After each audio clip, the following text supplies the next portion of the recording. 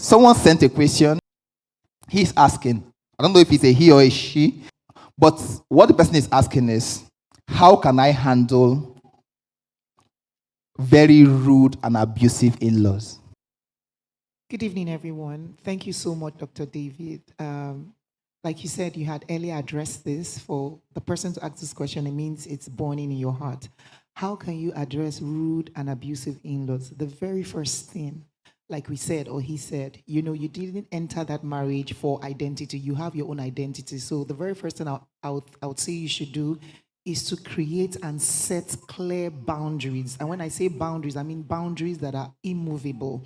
So even though you've married your wife and you have in-laws that are now your siblings, and they are abusive towards you. And it's not just because the person is your in-law. Even if the person was your blood sibling, your mother, your father, if they are abusive, rude, and encroach boundaries that affect your mental health, affects your space, then you must create clear boundaries.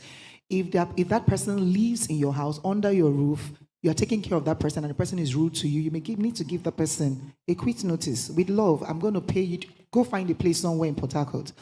Can you get a place for 250,000? Just to show you I love you, I'm going to give you 100. Can you leave?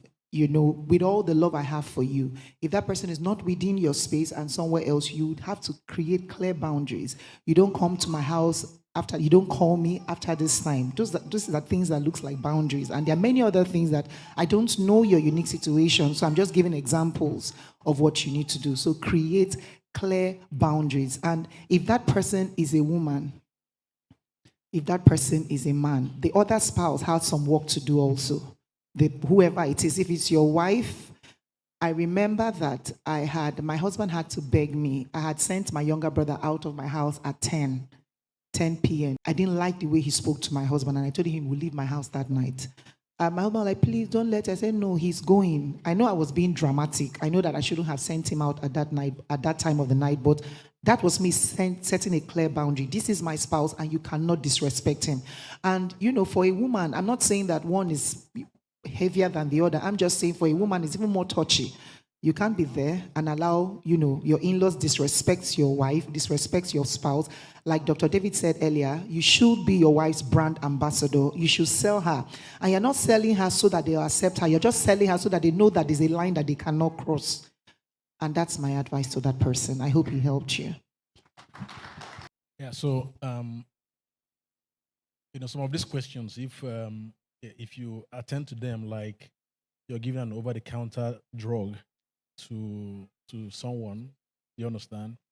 It could, instead of the drug curing something, it could go and cause more problems. That's true. So there are certain more information that we may need, you understand, to be able to address that. Dr. Ezine has done enough, but then we may need more information. Who's been abused here? Is it the wife or the man? And then the abuser, are they living within the house or are they in their houses? You understand?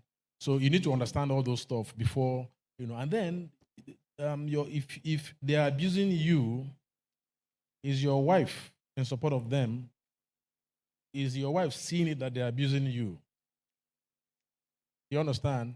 Or is your husband seeing it that they're abusing you? So these questions need to be answered before you can proffer a solution. Yeah?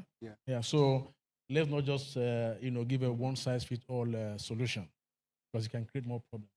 I don't know if the person is here, but to be honest, my plea will be see a counselor one-on-one, your pastor or a counselor, because the information is too peripheral to offer any kind of. But Dr. Ezine has provided, when you have fever, you take Panadol, right? But you have not dealt with the eliciting agent. So see your counselor and deal with the root cause of that fever. Yeah, thank you very much. For me, in addition to what they've said, I would like to talk to that person. I would like to know your relationship with that person. You see, like in Nigeria, they say it's not the first person that goes to police that wins the case.